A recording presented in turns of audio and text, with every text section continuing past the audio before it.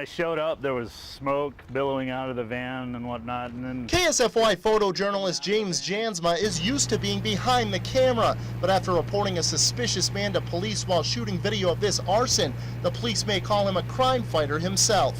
when you're out here doing this job, you know, you kind of gotta let, you gotta let the police do their job, and sometimes if you get too close, you kind of need to step back. But Jansma kept his eyes open. He saw First in Trouble's hand behind a tire and grew suspicious. He alerted officers to Damon James First in Trouble hiding behind some vehicles near the scene. After police approached First in Trouble, he began threatening them. They found a lighter and the strap of a ratchet on the accused assailant. We're our own tribally owned store. We're the only store within 80, 100 radius miles around. So this is the core of the reservation for the groceries and stuff. So this is pretty much where everybody shops. Lakota Thrifty Mart was established with 3 goals in mind: to put revenue back into the tribe, to create jobs, and to raise the bar on the quality of food available in Eagle Butte, all while keeping prices reasonable. Even though we have a very captive market here, we're the only store in town, we don't take advantage of that. We have the 12 departments in the store, and everybody contributes. I mean, all of our workers, they know their jobs well. They know what our customers want, and that's the good thing about being in a smaller town too and stuff. We get to know them personally of what they want. A lot of my service counter girls come up, they know exactly what that customer wants before they even ask. That's a Care Flight helicopter taking off near the T. Harrisburg exit around 3:45 this morning. Inside is a woman who was driving her car southbound on I-29. Here's what the Highway Patrol says happened. She lost control of her car. She crossed the road. She crossed the median. She crossed through a fence there.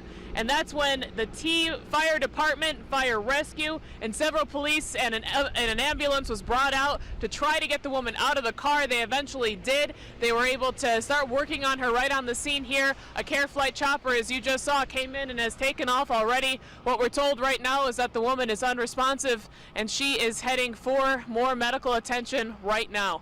Rachel Gabrielson, KSFY Action News, Sioux Falls.